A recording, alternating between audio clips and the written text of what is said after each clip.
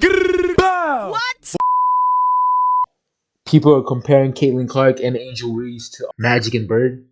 Come on, that is so disrespectful. Her next contract, she might be the first WNBA player to sign $1 million. The people that are really marketable because they're becoming more feminine. Mel Gibson is insane because she don't even look like Mel Gibson. Tell them Taiko has that, bro. Delusional WNBA players gets exposed. Again. How many videos about delusional WNBA players are there nowadays? Like, for real, bro. And then with the fact that, Caitlin Clark is going crazy right now. All respect to her, Angel Reese is going crazy right now. People are comparing Caitlin Clark and Angel Reese to Magic and Bird. We'll see if that happens. I like that hype. I feel like I might buy Angel Reese jersey. We'll see. Hey! Oh, thank you. Nah. You see, we already starting off really bad, bro. How you gonna compare Brittany Griner to Wembanyama? Like, that is so like, come on, that is so disrespectful. Yeah, say, lace up the shoes, get them all ready. Come on, like bro. Back in the day with the deep brown Reebok pumps, you gotta pump them up a little bit. Pump them up a little bit, right? Yeah. Hey! That clock is off. Wembanyama goes right. Okay, we get it. We get it. Wembanyama is him, okay?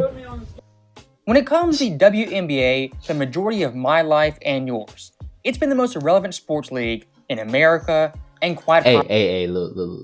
I hope at least, bro. Whoa, what just happened there? I hope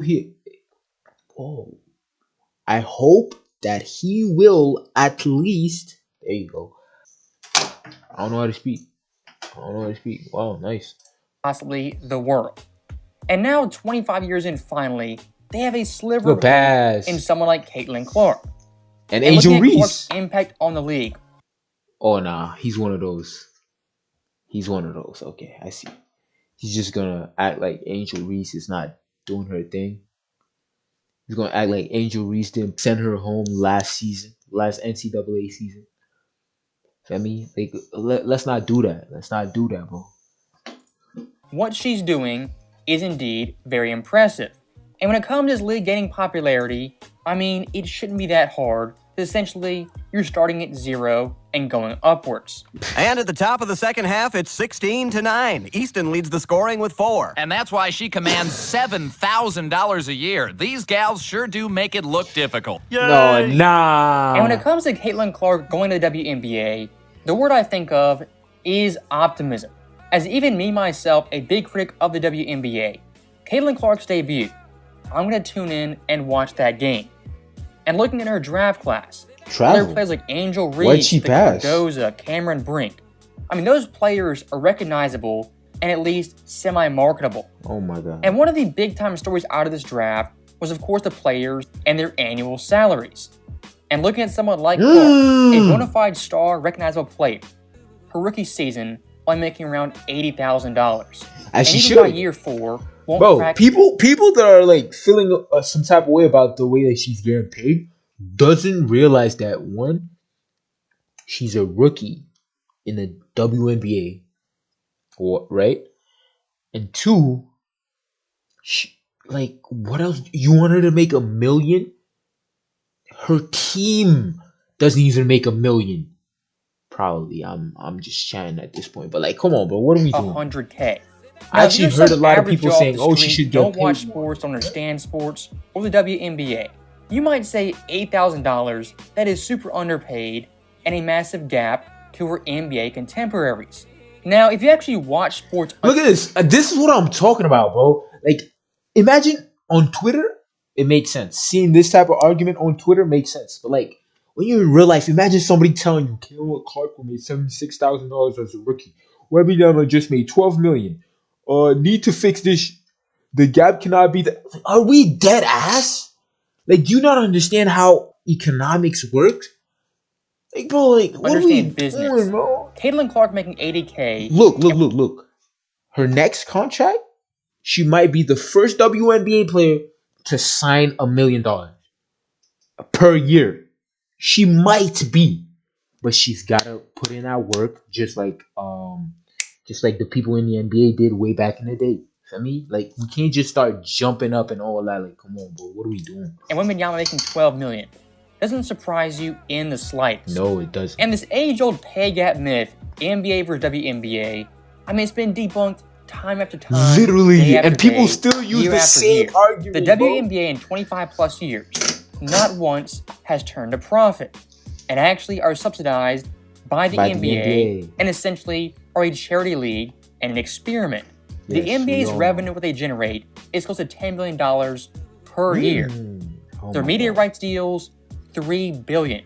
We're not talking millions. We're talking billions exactly. With the NBA. And this is what people need to understand. And this is the part where Angel Reese and Caitlin Clark and all these new people that he named, Cardosa and all of that, like the people that are really marketable, because they're becoming more feminine.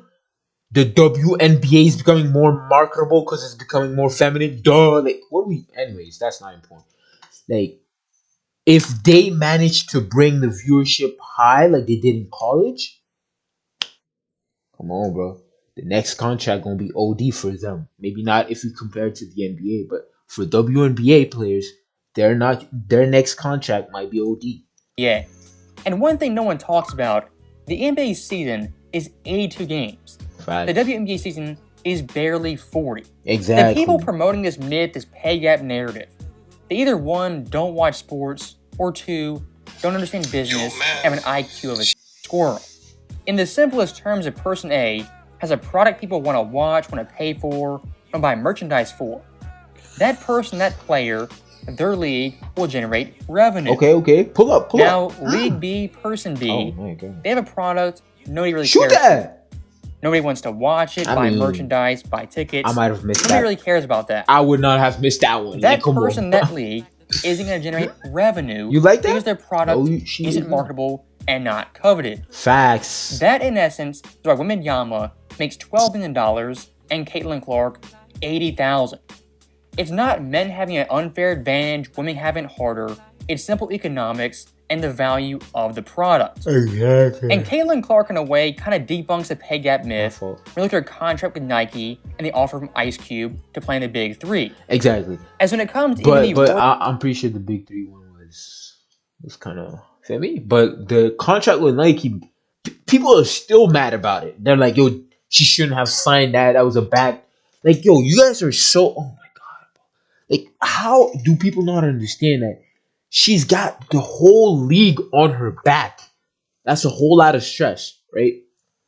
Now, if she goes out and she underperforms the first season, it's over for her, bro. Nobody gonna tune in. That's why she's got to go crazy the first season and then keep going so that people keep tuning in. And then that 12 million over 6 years that Nike gave her would make sense. But if let's say she gets in the WNBA and she gets exposed, right? Like all these WNBA players keep saying, oh, she won't be able to do that in the league, whatever. But let's say that actually happens, right? Nike just gave her the greatest deal in history for a girl that might just become a bona fide catch and shoot, a Seth Curry. And me? Like, yo, if she becomes a Seth Curry instead of a Steph Curry, like, come on, bro. First NBA rookie, their minimum salary is more than Caitlin Clark, nearly 10 times more. But that random rookie making $1 million doesn't have a contract with Nike worth nearly $30 million. Exactly. And ask yourself, why is Caitlin Clark making $80K in the WNBA getting a contract deal with Nike? Because she's marketable and valuable. The most frustrating part about the pay gap nonsense is that people pushing this narrative, they don't watch sports. They don't watch the NBA, NFL, and especially not the WNBA. That's what I've been saying. If you actually follow this stuff closely, you're in reality. Oh my. Caitlin Clark's salary in the WNBA, she's actually overpaid based on the league's revenue and lack of profit. That's what I'm saying. Because some people are like, yo, they're asking to get paid the same amount, like the same percentage. Like, let's do a quick math. If you make $0, let's say you make zero. We're not even gonna go in negatives. Let's say you make $0, right? And you want a higher percentage of that $0. How much dollars am I supposed to give you? 0, right? Now, let's say you make billions of dollars and you want 1% of that $1 billion company, right? You just made 100 M's. Now that you understand, that's the WNBA. WNBA makes $0 and you want a higher percentage of that $0. Which makes no sense. That you're supposed to get like I don't know if I'm making sense or not. Things could change in the future, but right now the WNBA is supported by men and the NBA. Yeah. More men, more pro players support the WNBA than actual women. Facts. Is that a knock on women? No, it's not. Exactly. Most women don't watch sports in general. Exactly. But when it comes to WNBA, more times than not, they blame men for all their problems. Which is insane. And one thing I do want to address really quickly is that the pay gap, wage gap argument, it kind of got stale and fell on deaf ears. So what do they pivot to? Not pay gap, wage gap, but equal revenue share. Oh, he's talking about what I just said. Thank you. It sounds kind of fair, better ring to it, right. And not as sharp as pay gap, same wage percentage, gap. Right? But still, equal revenue share, just as stupid. What we're doing here, take me through that and what your case would be to improving the pay for the WNBA. And I think it starts with and it's heard too, like kind of similar to what you said. Like, so a lot of people that says the same thing, like, oh, we want the same percentage. Like, do you even understand what you're asking?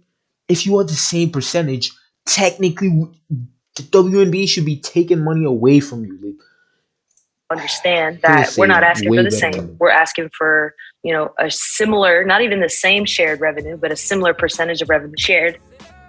Like I said earlier, the NBA is a billion with a B dollar league. The players getting 50% of the revenue is that league is profitable and makes billions. Oh, good block. The NBA of the 1970s, when they weren't profitable, barely skating by. The players back then didn't have that revenue split. Exactly. If the current day women's players had a 50% revenue split, their league would collapse in a matter of days. Contrary to what people think, money, revenue, doesn't come out of thin air. And just because you demand money, doesn't mean you get money, get attention, and get viewers. It's like me right now with 100,000 subscribers, which is insignificant, demanding millions of dollars for my work on YouTube. That's facts, but if 100,000 is insignificant, I got 5. Comparable pay Guess to what an 5 NBA analyst on ESPN.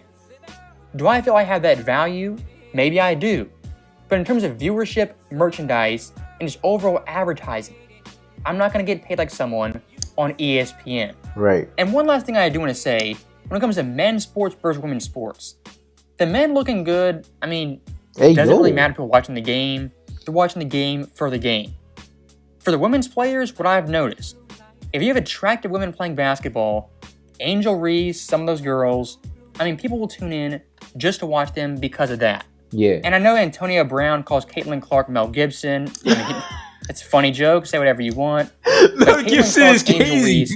Mel Gibson is insane because she don't even look like Mel Gibson. She look like if she looks like someone, she definitely looks like probably Kurt Cobain. But Mel Gibson? Come on, bro. Like, let's not do girls in this draft class aren't nearly as rough as some of the stars from the past WNBA. Oh my. Attack me if you want to say the bad thing or good thing. For women's sports, that matters much more than actual men's sports. Facts. So that right there is the end of the video. And when it comes to the persona of the WNBA, and W video to what's his name? Hold on, let me like the video real quick.